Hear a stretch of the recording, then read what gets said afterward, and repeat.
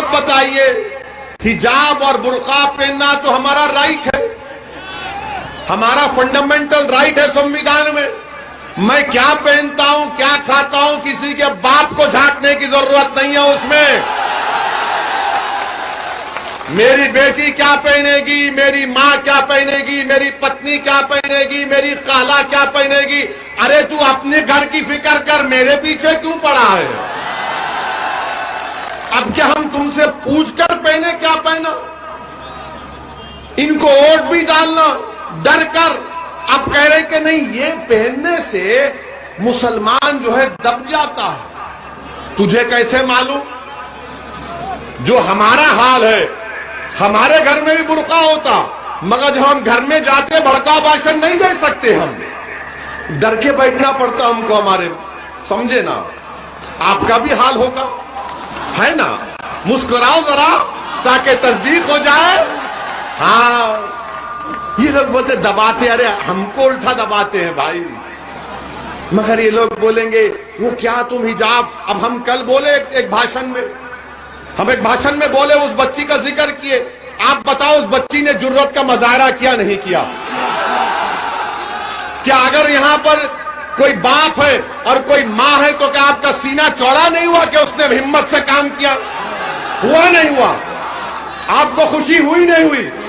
اگر ہوئی تو ہاتھ اٹھاؤ، اٹھاؤ، چھت پہ بھی کھڑے ہاتھ اٹھاؤ، ڈر رہے کیوں؟ سماجوادی کے تو نہیں ہو نا، اٹھاؤ ہاتھ۔ ہاں اب میڈیا بولتی تم خامخواہ اس کو اتر پردیش میں لا لیے۔ ابے داڑھی میری، ٹوپی میری، برقع میرا، تجھے کیا کرنا ہے اسے؟ ہمت اور حوصلے سے کام کریے۔ اور میڈیا کے لیے کہہ رہا ہوں، ہم اس بچی سے ویڈیو کال بھی کر کے آئے ہیں۔ میں مسکان سے ان کے والد سے بات کیا، ان کے والد کو کہا کہ آپ نے اچھی تربیت دی اپنی بیٹی کی، اس کے ہمت اور حوصلے کو اللہ اور بلند کرے۔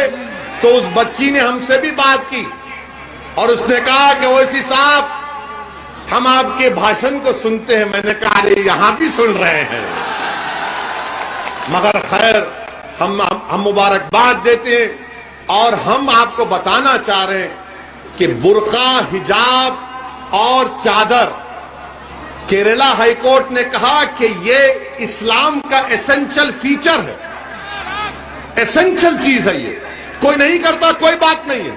اور ہمارا ماننا یہ ہے کہ جب ہم بھارت کے پارلیمنٹ میں داڑھی اور ٹوپی کے ساتھ بی جے پی اور نریندر مودی پر تنقید کر سکتے ہیں، تو یہ بچی حجاب پہن کر جا رہی ہے تو کیوں روک رہے ہیں؟ پڑھنے دیجئے، قابل بننے دیجئے، بلکہ اپنی بیٹیوں کو خوب پڑھاؤ، آپ ان کو ڈاکٹر بنائیے، انجینئر بنائیے، کلیکٹر بنائیے، ڈی ایم بنائیے، ایس ڈی ایم بنائیے۔